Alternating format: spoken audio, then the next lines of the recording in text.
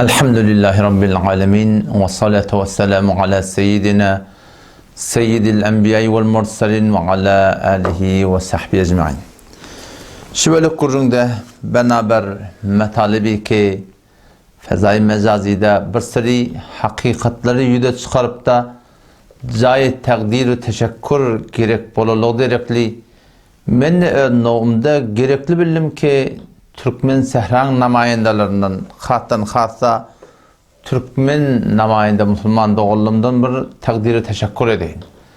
Çından beter hoş buldum yani. İşte lakin çapakılla Müslüman Türkmen doğullumdan yeri ki bir dağıtları sebeple bir sürü müşkilatları girettiler. Bir de hem daşında havarımız var. Elhamdülillahi vel minne Türkmen namayendalarımızdan ve hasan benlerin namayendalarının çeken zahmetinin neticesinde Allah Teala ihlas versin, kabul etsin. Elhamdülillah şu yerleri yamaçlardan öz eyelerine dönüp gelmekligi suretinde inşallah müşkilatlar hal olacak deyip bir hoş haber geldi. Ve bir taraftan da Türkmen hatın şu bütün medreselemizde, zatlamızda şunun tedris olmaklığına namayendelerin üstünden alada bağlığına elhamdülillah biz eşitip bu da bir ulaqam bir iftihar edilmeli de bizim Türkmen dilimiz, eni dilimiz şu boyunca bizim geçen tarihimizde de yerlandı atlar var, qoşqulumuz da var, duyğulumuz da var, destallımız da var Müslüman doğullumuz. O zaman şu taydan yani çından gerekli ki şu Müslüman doğullumuzdan şuna mengdeş çekken dehmetlerinden bir qadrdani etmektik, teşekkür etmektik. Yöne kıyınan takda şaarada bir yüreklemedi yıl boyunca kıyınındırıyan da atladı var. Ki şolar hem biz Türkmen namayende doğullumuzun isleğimiz var, tağazamız var. Xahiş etiyat ki şu da adlamda hakkında dedi. Yani var akıyım, elinizden gelen işi edip de bir şon kaptanının göddeyip durmasızlık bizim yürek isleğimiz doğrusu. Bozorgi sarasar be goftar nist, dosat gofte çonim kerdar nist. Rayel mervat bollarına bilan nispetulata bir qavdan qav sözleri verip qavdan qavda attıra aydıp qavdan qav gurunra aydıp eve gelinler emma vakti ki amal etme bolan naştatları amallı kökülmektik Müslüman doğunum yani çından indiki devrelerde ray getirmektige il arasında mehbubiyet tafta arka durmaklığa çından şidatları ulaqam bir arka olacak Müslüman doğun. Buzurgi sarasar be goftar nist. Dosat gofte çonim kerdar nist. Asıl amal kökülmektige Müslüman doğun. Şunkun Türkmen il arasında ne kadar bizim Müslüman doğulumuz biz ahun moğollardan bazen belki penca diysen olacak. Yüzden 50'si görsen ay ahullu deyip aytiyarlar şon ulaqan sebebi neme doğru amal görmesizlik Müslüman doğun sebep oluyor. O namayendelerimizden şüphelim. Bizim yıl boyunca Müslüman doğullumuz yüreğimiz ağırtıyan da atla. Siz namayende doğullumuzda bizim tağazamız şikayetlerden residi getmiyor. Az cümlede kadimden oğlulluktan bizim aramızda zemimi ehli sünnet deyip bizim medreselerimizi bize dert verliydi. Şolada şonda bizim gülyacak oğluncuklarımız akidi ehli sünnet bilen, çariyar bilen, aşire mübeşşere bilen, şonu mengdeş bir ehli sünnet vel cemaatın akidası bilen, bir sürü pulata bir duygular bilen, aşina bolup da suretinde olalımı ulultiyadılar. Bu ululyadık, bu şifrın ululukla elhamdülillahi vel minne.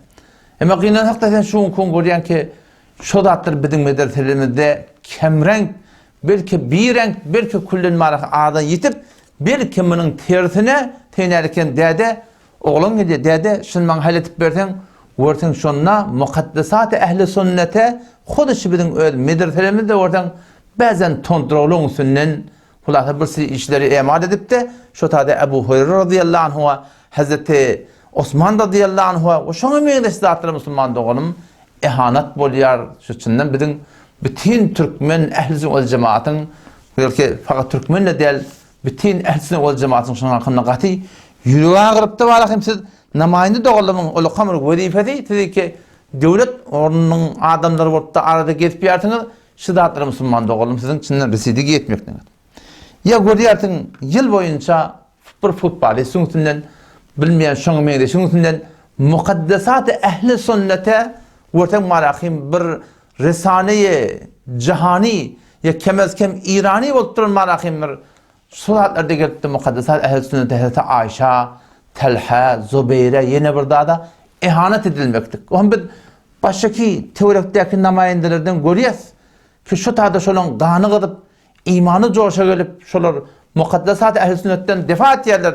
Biz qavuriyat ki siz Türkmen namayende oğlumuz hem şuna iki varmak dilingiden iş alıp da keplemeliler.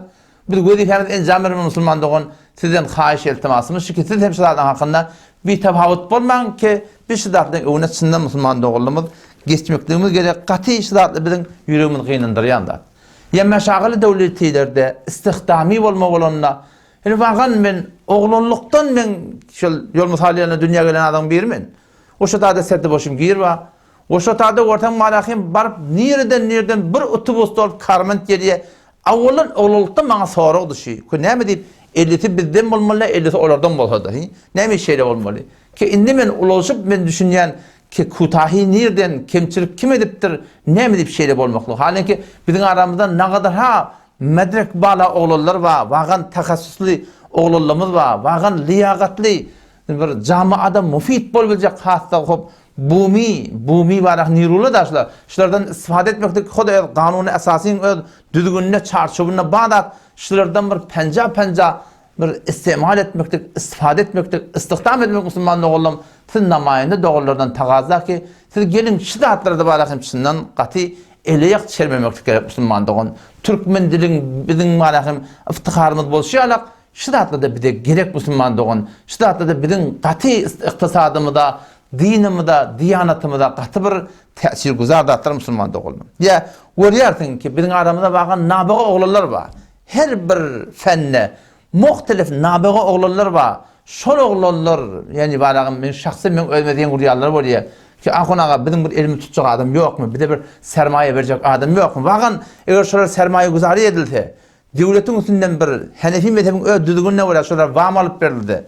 Hanefi mezhebinin öz düzgününe göre, şeriata göre ya baydan bay adamlara şolara bir ma'rifi edip de şol nubugly, nabiga bolan bir çyndan istedatly olanlaryň elini tutup da şolun hünerlerini gelip ortağa çıkarsa 10 neferde, 50 neferde yüzlerce adam şol adamlaryň üstünden çörek ipde barakym çyndan bir halal çörek eýesi boljak. Gerekli ki şonýalyk nabiga olanlaryň barakym elinden tutup da şu toğratyny Müslümanlyk oğlum şolaň çyndan barakym bir dadyny ýetmekde Müslümanlygyň. Şoňa meňdeş başga bir ulakon ýüregi agyr her ýerde bolupdy. Salgerde mahtumulli namayendegany muhterem Türkmen sahra Müslüman doğullamada siz bilýärsiňiz bir hem bilýär ehli sünnette çizi binamı salgerd bizde yok. Eger salgerd bawata biz peýgamberliň tutardyk. Eger salgerd bawata Hazreti Ebu Bekir, Umar, Osman eliňki tutardyk. Şeýle birde bami yok Müslüman doğun. Siz lağıl eger şu taada aýdanyňda gulak atylmaýanmydy ki näde gulak atylmaly? Namaýendegan meclisi şu taada mantaga siz taada müessir bolmaly, täsir güzar bolmaly. Gaga şeýle bir zat biziň bafta dinimizde ýokda. Bu belki ulamalardan da tagaza bäzeten görýärsiň marahim tellisine döneýin marahim. Şu da şonýarlyk zatlara goşulşyp marahim bolsaň şu zatlar biziň aramyzda ýoň bolup barýar. Mundan beter bir gynandyr ýanda.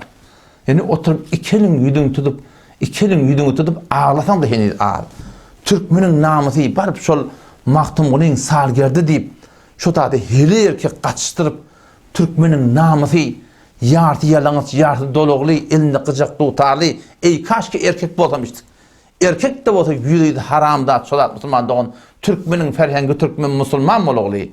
Türkmen ol kadim Türkmeniki on ferhengi näme bolsa onu kenara goýmaklygy düşünmekli gerek Müslümandygyň şeriaty wara bolmakly gerek. Ey kaşki erkek bolsamışdyk gelip biziň namusymyz şu taada bir topar erkekliň önüne bir topar näme özüň kolan näme olan kolan näme näme fark etýär. Bir topar namehremiň önüne ýarty ýalaňyç ýarty dolugly gelip de şu toratynda Hudaý hakykatyn gyjak çalmaklyk, dur çalmaklyk. O ne tenaşy mezlerde başçaky jeretlerde biz görýär. O şolan gapdallaryny gynantakda siz namayendalaryny gynantakda görýär. O gatyny dyşyna ýüregimiz agyrýar, erti kıyamet gününe jogap bermeliler Müslüman doguldum. Siz bagan milletin raýy bilen öwe geldiňiz. Millet de raýy berdi. Siz milletin hemçinani ki ýanky aýdan atlamdan jaýat takdir teşekkür we defa etýärsiň Müslüman doguldum. bu zatlarında hakkında siz eksil emel koyulmaly. Ki bagan şey Türkmen hat bilen tanylşýarlyk, Türkmen yeri bilen tanylşýarlyk, Türkmen at bilen tanylşýarlyk, Türkmen mihman höýerligi bilen tanylşýarlyk, Türkmen şoňa meňdeş namys bilen tanylýar Türkmen. Han Türkmeniň namysy, aýaşy biziň namysymyz dämi? Ki gelip bir topar erkekleriň ortasynda gyjakdy tartsalyp çoparym bir bagan men dilim ajitmejek bolýan Türkmenin her näme diýip sew jydar emma Türkmene binamız diýip seýsen, evet durýar nedir? Şu näme şey elektronik. Onu ştada gödep durmaklanýar. Şoň keplemesiň sen lağıl aýtjaňy aýt. Kabul etmeýärmi? Emeli köýködüň şidatly bilen muhalifligiňe. Şereket etmeň. Namayendigi näme derdiňe diyecek. Inelekem gabry girmeli bolanyna, dars çukura girmeli bolanyna, zinadan ewe getirdi. Zinada okuyma bolanyna, agay doktor falany, agay namayende falany getirdimerler, zinadany getirdiler. Sen her kimde olsaň, men her kimde olsam zinada bolýar şoda. O gabry girende de bar falan namayendeden, bar falan ahundan otada sorajoga sora diýip aýdylany musulman dogon. Ben ne bolup barmaklyk gerek musulman dogon. Şolardan hakynda sünnet eliyek selmemel musulman. Bizim qatı yüreğimiz gelen yaşana. Ve ne tenaşı mesailen hakkında namayendeler, belki ulamalar, manzımalar, olar iki re'si otillar, olar iki milletçilerin ağrını ödeye şidatlan hakkında eksil emel koyup de sünnet bir ehlisin ol cemaat, din diyanatımı da kanun esasiye göre varıkın bir sıratlardan defa edip de musulman doğun Türkmenin namısını hem bir de qoribaklık bir olu komur borç, şidatlan musulman doğun malakın qatı bir diyeni qeynandır ya. Aytmaklık aydın, kefiniz ötmeýärmi? Lagal bir şereket etmeli. Çi ahum bolsun, çi molla bolsun, çi garaçy bolsun, umum bitin Türkmen sara musulman dogullum oýlansyn biraz oýlansyn bir nirek garşy marýat. Nirek garşy marýat. Hop din teň hetawyndan ýok bolsa, diýanat teň hetawyndan ýok bolsa, haýty bir zat ýok bolsa, senden namys ýok mahym. Keten şunkun namysyň bilen toýda on çykarýarsyň. Sen bu namysyň bilen baryp sargyrdy magtum bolýup şo tada bir topar her erkek koşuşupdy. Türkmeniň namysyny getirip gyjakdy tat saldypdylar. Sen namysyň ýokmy? Falan haji, falan aga, falan näde? Sen namysyň ýokmy neden? Sen din diýanatan aýaşa goýup şo tada gabrlar defeleşdirip şo tada iýip getip berdiňiz. Sen namysyň ýokmy? Şo jere şereket etmekdik. Şo jere şereket etýärsiň barpy. Wagan musulman dogullum şizatlar qatı yani yüreğini qeynandyrýanda Türkmeniň yerini almaklygy dehmet çekşiňi diýalak. Türkmenin hatından difa etçini diýalak. Türkmenin şoňa meňdeş başga dese namayende oturýarsyňyz. Biz siziň hemme çekýän dehmetiň aýtjak bolsak, ol tanımadan ken, emma muhterem namayende musulman dogullum, siziň tagazamyz şey, şidatlardan gelin difa edin. Şidatlardan gelin orta gelin. Diliniz bilen aýdyň, jan ýandyryn. Bu has bolmaýanmaz ýan gaýdanym. Şereket etmesinlik bilen, gewreňi çekmeklik bilen, şidatly bilen muhalifligiňi bildiripde, inşallah taala näme öz ehli sünnet cemaat ile arasında Allah Teala'nın yanına ak yüzülüp barmaklık musulman doğanım şizatla bir de maksat. Otup şu taydan siz muhterem namayını doğulumdan yani bakın cayı takdire teşekkür ettiyen çekyen rahmetlerine men hemen teşekkür ettiyen musulman doğulum şizatla de bana tan vazife. Türkmenin hayatı, Türkmenin namusu, Türkmenin gayrati bilsin ne kadar cavan oğlum muhatap bol. Ortan efeşkal o arasında tiryek tatıptılar, arak tatıptılar. Şundan öyle kim geçmeli? Kim şundan öne geçmeli? Kim cavan oğlundan elini tutmalı? Kim cavan oğlundan şoğul, şunu medeş, meşagil, şunu medeş, istatlara barakim, doğrulapta barakim suratında şunun elini tutmakta musulman doğun. Asgarına imam olmur deyip Türkmen ahimine. Asgarına imam olmur diye. Asgarına asılından toram. Türkmenin namıda portakal yamana gittiye. O tada ne kadar mefasit Türkmenin namının başına geliyor. Biliyor musun? Anlayla hem de ağaçlığı var ya musulman doğun. Allah temizden tofik versin. Hulata bir yürek tölüydü kimin yani bakın hem teşekkür edetim geldi hem de sizler aydetim geldi hem de ulamalardan ben tagazam şey. Şunu men sizlerden hakkında biz sükut etmeli.